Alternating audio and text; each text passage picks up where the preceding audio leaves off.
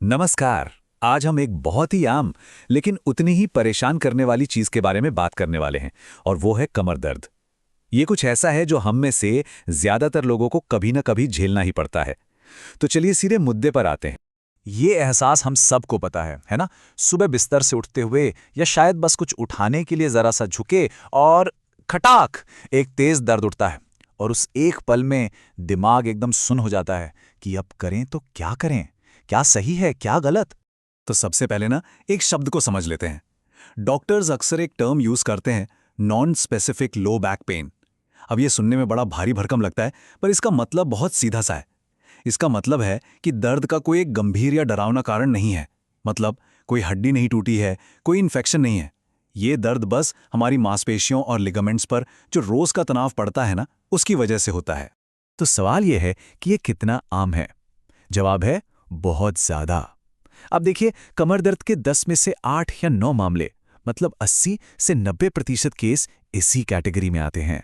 जरा सोचिए, ये कितना बड़ा नंबर है। और इसका सीधा सा मतलब यह है कि ज्यादातर बार जब कमर में दर्द होता है तो उसके पीछे कोई खतरनाक बीमारी नहीं होती। और सच कहूं तो ये एक बहुत बड़ी राहत की बात है। लेकिन इसका मतलब ये नहीं कि इसे हल्के में लिया जाए। भले ही इसके पीछे कोई गंभीर बीमारी ना हो, पर एक कड़वा सच ये भी है कि कमर दर्द दुनिया भर में डिसेबिलिटी या विकलांगता का नंबर 1 कारण है। ये लोगों को उनके काम से दूर कर देता है, उनकी सोशल लाइफ खत्म कर देता है, मतलब जिंदगी जीने का मजा ही किरकिरा कर देता है। तो जब दर्द होता है तो हम करते क्या हैं? ज्यादातर हम वही करते हैं जो सालों से सुनते आए हैं, वो सलाहें जो हमें कहीं ना कहीं से मिलती हैं। पर सवाल यह है कि क्या वो सलाहें वाकई में काम करती हैं? चलिए आज कमर दर्द से जुड़े कुछ सबसे बड़े मिथकों का पर्दाफाश करते हैं। मिथक नंबर 1, बस आराम करो, पूरा आराम करो। ये शायद सबसे बड़ी और सबसे नुकसानदायक गलतफहमी है।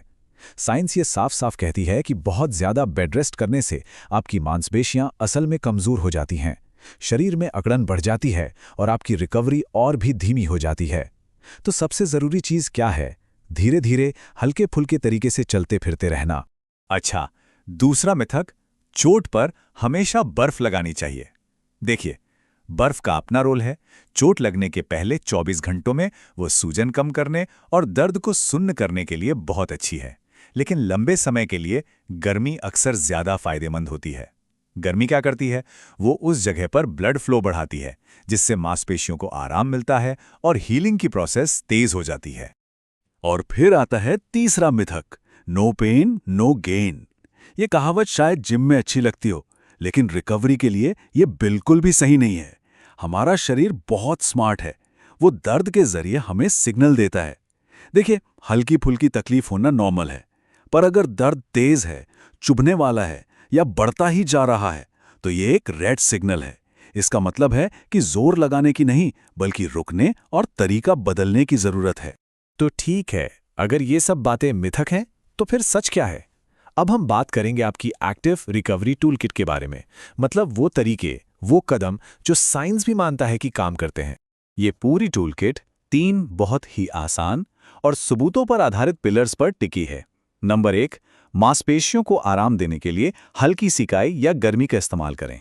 नंबर 2, हल्की फुल्की एक्टिविटीज के साथ एक्टिव बने रहें। और नंबर 3, अकड़न को दूर करने के लिए कुछ आसान स्ट्रेच ट्राई करें। बस ये 3 चीजें। और अगर किसी को इस बात में जरा सा भी शक है तो रिसर्च बिल्कुल क्लियर है। जो लोग कमर दर्द के साथ थोड़ा बहुत एक्टिव रहते हैं, उन्हें उन लोगों के मुकाबले कहीं ज्यादा और जल्दी आराम मिलता है जो सिर्फ बिस्तर पर पड़े रहते हैं। एक बात गांठ बांध लीजिए, मूवमेंट ही मेडिसिन है। अब आप सोच रहे होंगे कि इस धीरे धीरे एक्टिव रहने का आखिर मतलब क्या है? तो देखिए, इसका मतलब मैराथन दौड़ना बिल्कुल नहीं है। इसका मतलब है हल्की फुल्की वॉक पर निकल जाना, स्विमिंग करना या फिर कैट काउ जैसे बहुत ही बेसिक योगा पोज ट्राई करना। ये ऐसी एक्टिविटीज हैं जो शरीर में अकड़न नहीं आने देती और बिना कोई एक्स्ट्रा जोर डाले हीलिंग को बढ़ावा देती हैं। और वापस आते हैं उस गर्मी बनाम बर्फ वाली कंफ्यूजन पर। तो रूल बहुत सिंपल है। अगर मांसपेशियों में अकड़न है, खिंचाव वाला दर्द है, तो गर्मी का इस्तेमाल करें, क्योंकि ये ब्लड सर्कुलेशन को बढ़ाती है। और अगर ताज़ा चोट है, सूजन है, तो उस जगह को सुन्न करने और सूजन कम करने के लिए बर्फ का इस्तेमाल करें। और दोनों के लिए गोल्डन रूल है, 20 मिनट लगाओ, 20 मिनट हटाओ। देखिए, खुद की देखभाल करना बहुत जरूरी है और ये बहुत कारगर भी है। लेकिन ये जानना भी उतना ही ज़रूरी है कि इसकी सीमाएं क्या हैं और प्रोफेशनल मदद कब लेनी है। तो सवाल ये उठता है कि वो कौन सा पॉइंट है जब कमर दर्द सिर्फ एक आम दर्द न रहकर डॉक्टर को दिखाने लायक बन जाता है। हम कैसे पहचानें कि ये नॉर्मल है या कुछ सीरियस होने का इशारा है? इसके लिए कुछ सीधी साधी गाइडलाइंस हैं। अगर दर्द कुछ हफ्तों के बाद भी ठीक नहीं हो रहा, अगर दर्द की वजह से रोजमर्रा के काम करना मुश्किल हो रहा है, या फिर दर्द कम होने के बजाय समय के साथ बढ़ता ही जा रहा है, तो समझ लीजिए कि अब डॉक्टर से मिलने का समय आ गया है। और हाँ, कुछ लक्षण ऐसे भी हैं जिन्हें बिल्कुल भी एक पल के लिए भी नज़रअंदाज नहीं करना है। अगर कमर दर्द के साथ दोनों पैरों में सुन्नपन या कमजोरी महसूस हो, जननांगों या बटक्स के आसपास का एरिया सुन्न पड़ जाए, या फिर ब्लैडर या बावल पर कंट्रोल खत्म हो जाए, तो ये एक इमरजेंसी है। इन्हें रेड फ्लैग साइन कहते हैं और ऐसी हालत में तुरंत डॉक्टर के पास जाना चाहिए। तो मान लेते हैं कि डॉक्टर के पास जाने का फैसला हो गया। अब सवाल यह है कि वहां जाकर क्या होगा, क्या उम्मीद करनी चाहिए। एक बहुत ज़रूरी बात पहले ही समझ लीजिए। ये बहुत मुमकिन है कि डॉक्टर आपको जाते ही एक्सरे या एमआरआई कराने के लिए ना कहें। और ऐसा इसलिए है क्योंकि नॉन स्पेसिफिक कमर दर्द के मामलों में इन स्कैन से अक्सर कोई खास मदद नहीं मिलती। उल्टा ये बेवजह की चिंता और बढ़ा सकते हैं। तो स्कैन के बजाय डॉक्टर ज़्यादातर आपको इन फर्स्ट लाइन ट्रीटमेंट्स की सलाह देंगे, जैसे कि फिजियोथेरेपी जो सही तरीके से मूव करने में मदद करती है, या फिर मैनुअल थेरेपी जिसमें एक्सपर्ट आपके जोड़ों और मसल्स पर काम करते हैं। और कई बार तो कॉग्निटिव बिहेवियरल थेरेपी या सीबीटी भी सजेस्ट की जाती है, जो आपको दर्द के साथ मानसिक तौर पर डील करने में मदद करती है। तो इन सारी बातों का निचोड़ क्या है? ये सारी जानकारी हमें कहाँ लेकर जाती है?